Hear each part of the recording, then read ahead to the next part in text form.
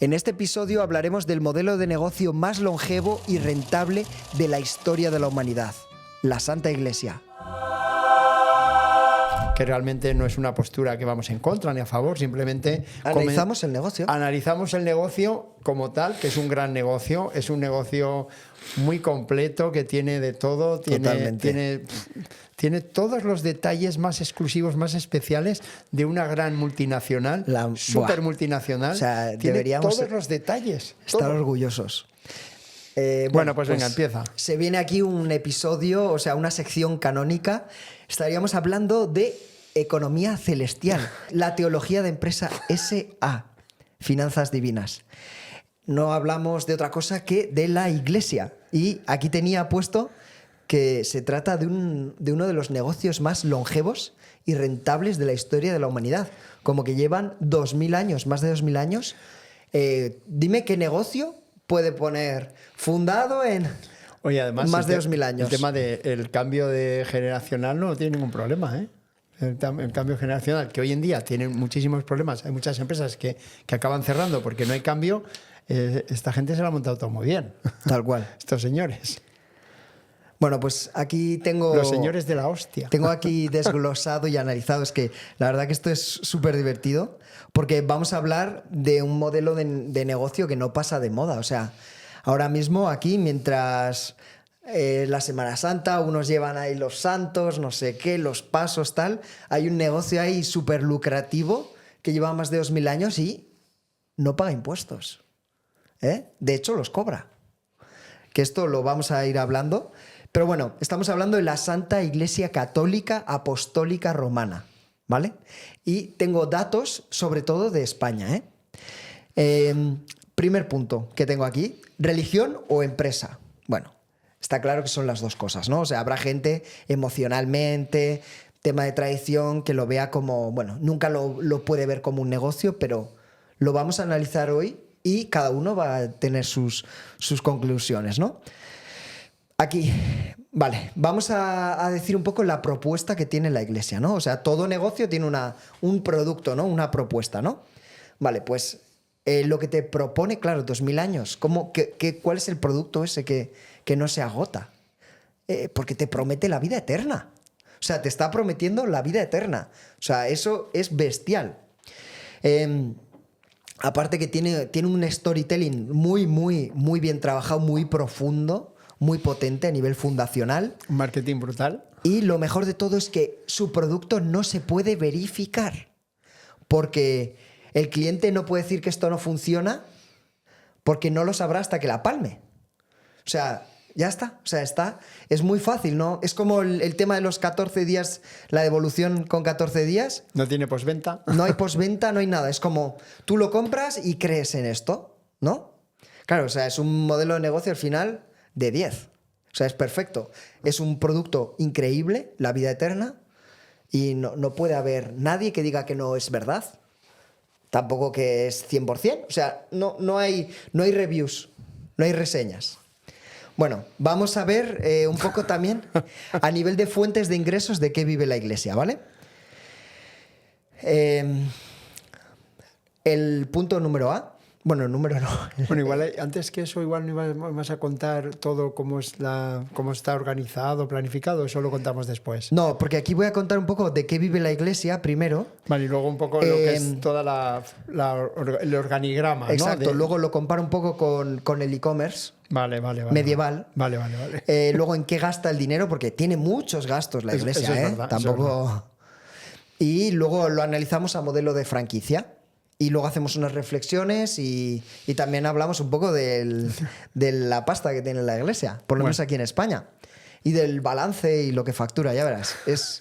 La verdad es brutal. Bueno, a nivel de ingresos, fuentes de ingresos claras, tiene 5. La número 1 sería donaciones y limosnas, ¿vale?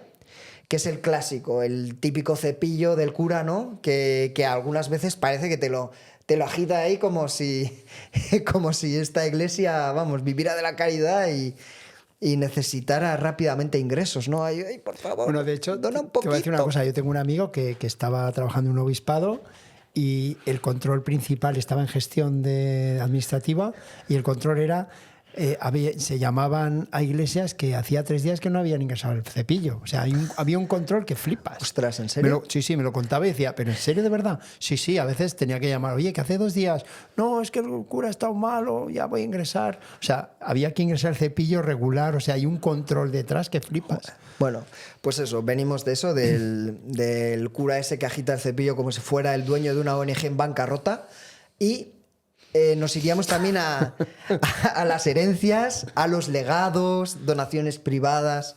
O sea, estamos hablando de una fuente de ingreso muy potente. Luego iríamos a una que llama especialmente llama la atención en España, que es la asignación del IRPF en España, que es el impuesto sobre la renta... ¿A personas físicas? De personas físicas, Vale, en España tenemos una casilla que es para la iglesia, que, oye, ¿por qué no ponen una casilla para mí también, no? Estaría guay. En la que la gente puede decidir donar qué es lo que les sobra o donar un porcentaje, ¿no? Un porcentaje. ¿Vale? Pueden donar un porcentaje. Pues, ¿sabes cuánto cuánto recaudó la iglesia con esa casilla en España solo, el año pasado? 320 millones de euros. Nada mal, ¿eh? Bueno. Te voy a decir que es un grueso muy, muy, muy potente de lo que digamos que es transparente, ¿eh? Porque hay cosas que no se pueden contabilizar. Bueno, luego ingresos por servicios religiosos, pues lo típico. Bautizos, bodas, comuniones, funerales.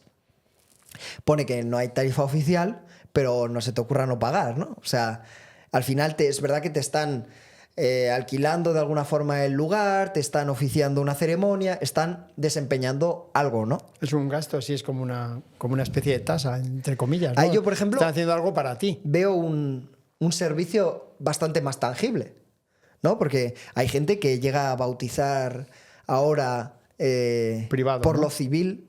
¿Ah, sí? Sí. Yo llevo toda mi vida diciendo de broma, no, le bautizan por lo civil, porque obviamente no existe un bautizo por lo civil. Pues ahora sí. Claro, seguramente es muchísimo más caro. Claro. O sea, alquilar el lugar, no sé qué. Así que bueno, ahí tiene la iglesia un punto a su favor, que no es tan caro y encima no te exigen una tarifa concreta. Puedes, si tienes más pasta, puedes dar más, si tienes menos, puedes dar menos. Claro, al final encienden toda la iglesia para ti, claro, todo eso al final es un gasto que es totalmente entendible. Bueno, vale. Luego, el siguiente punto sería la explotación del patrimonio inmobiliario. ¿Vale? Aquí ponía el gran tesoro del cielo en la tierra. O sea, estamos hablando de que iglesias, conventos, terrenos, pisos, fincas.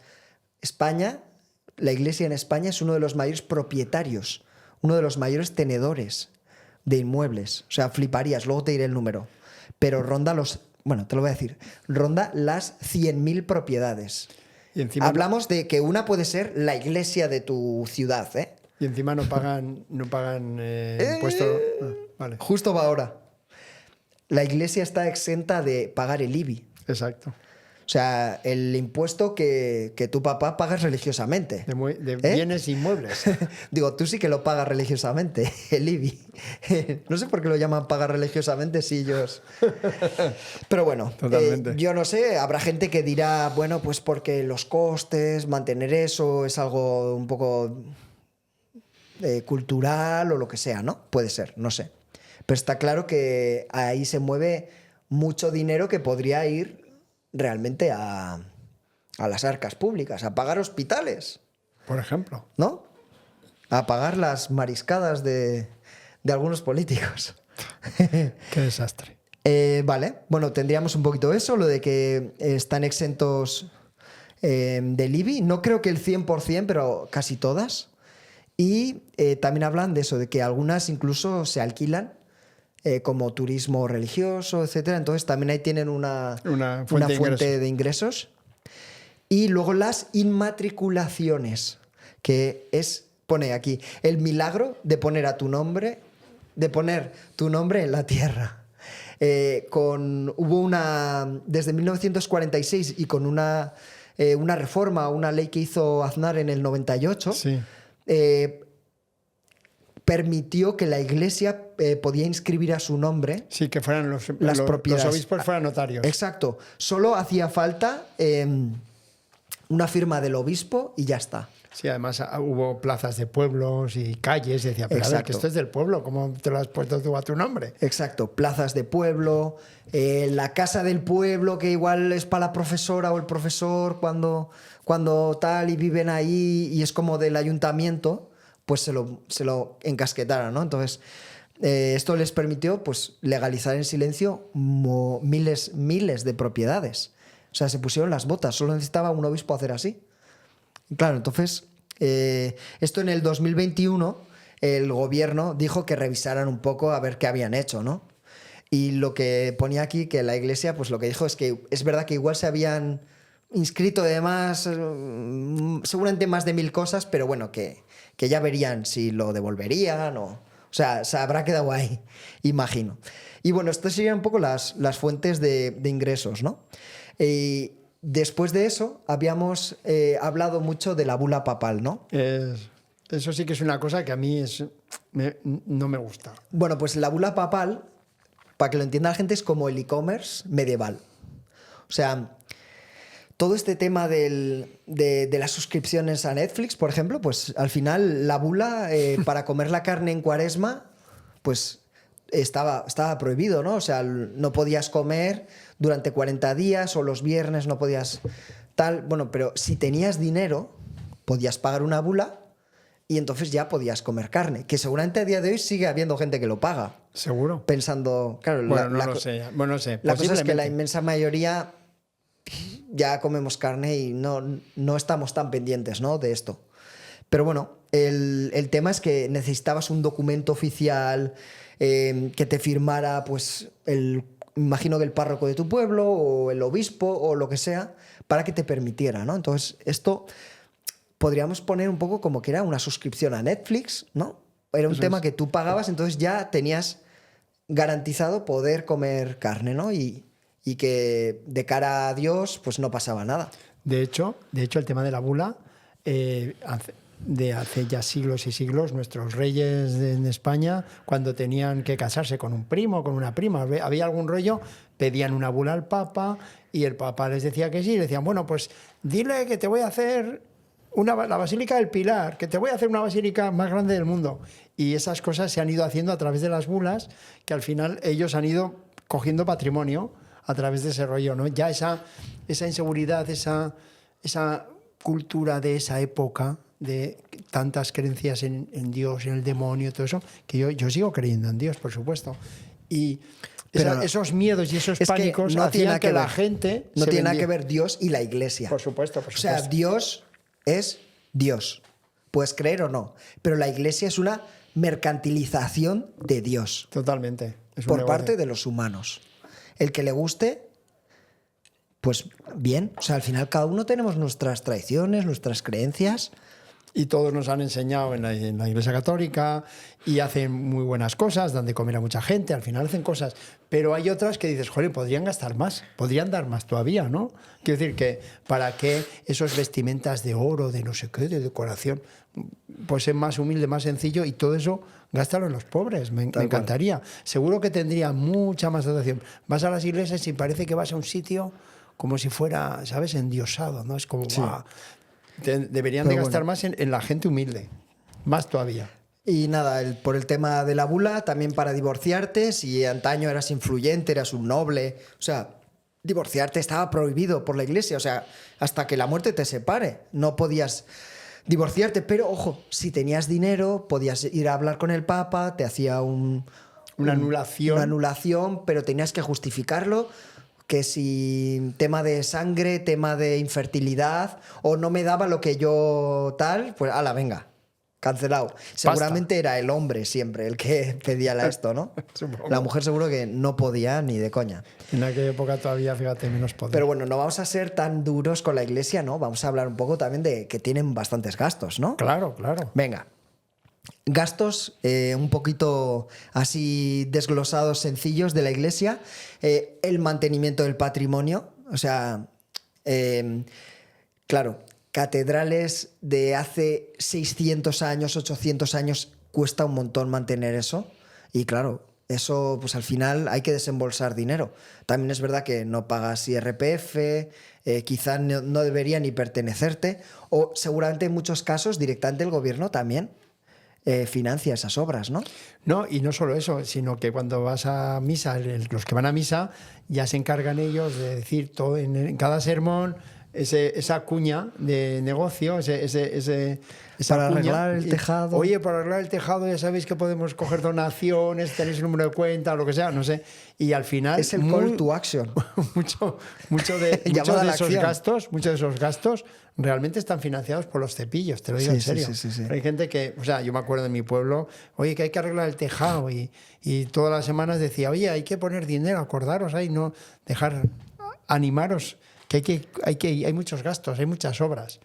Bueno, luego el personal, pues curas, monjas, pues personal, ¿no? Que administra todas las propiedades, las fincas, no sé qué. Profesores también en centros concertados, también es un gasto. Luego medios de comunicación aquí en España, pues Radio María, canal La COPE, ¿no? 13TV, la COPE, todo esto.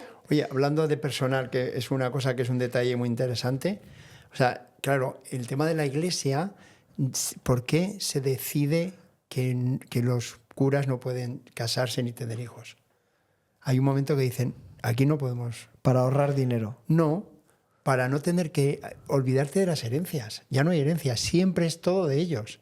Tú imagínate que tú tienes una iglesia, que estás gestionando una iglesia como en Estados Unidos o otro tipo de religiones.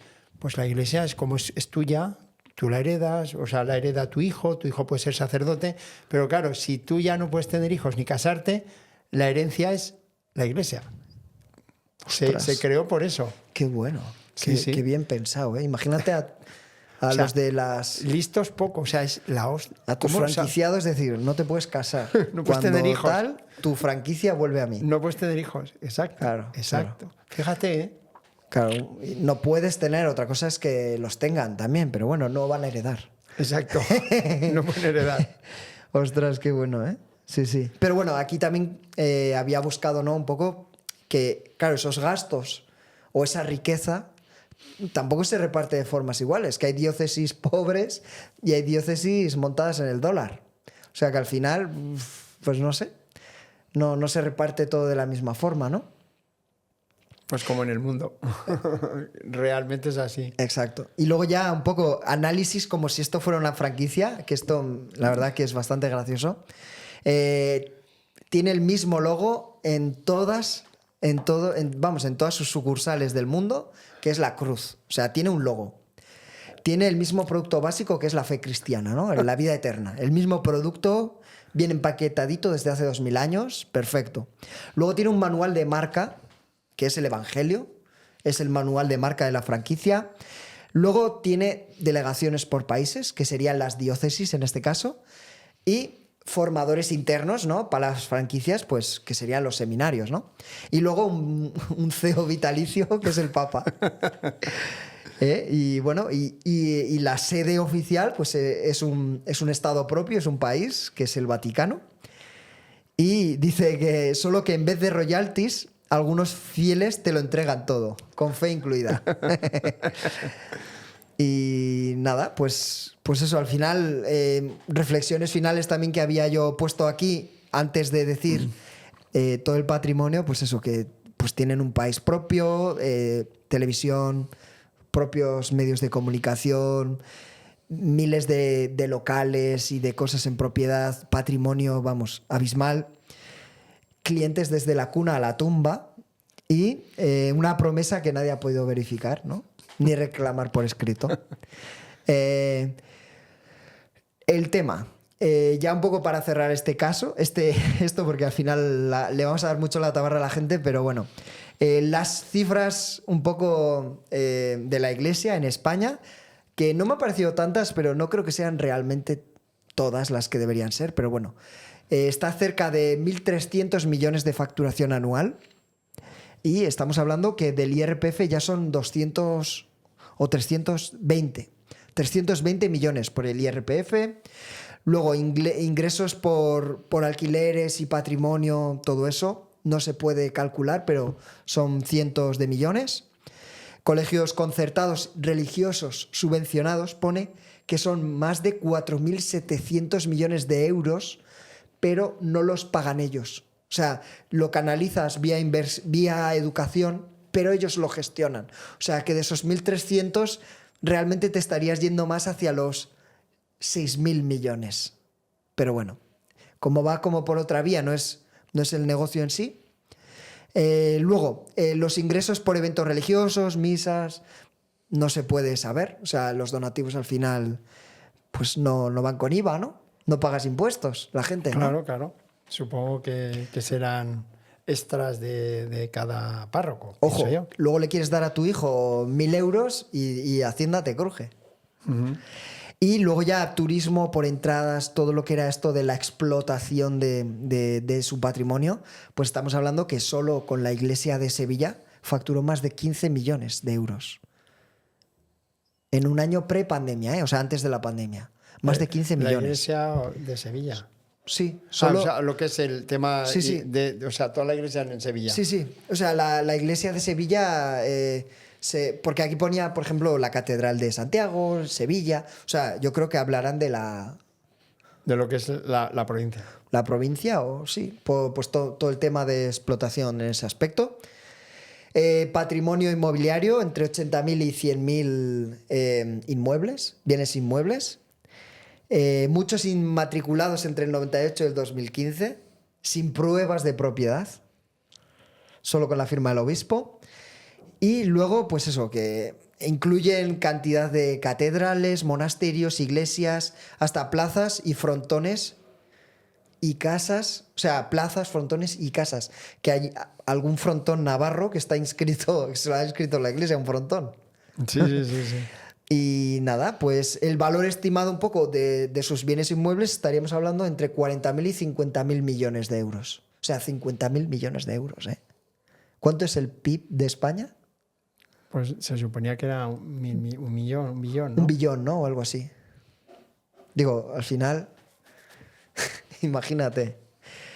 Y nada, pues yo creo que ya he hablado mucho. Podría hablar también un poco del Vaticano, así que ingresan como un poquito menos de 900 millones de euros, solo el Vaticano, ¿eh? Pero tienen de gasto más de 1.000 millones, o sea, están en déficit. Algo no cuadra ahí. A mí no me cuadra tanto eso, pero bueno.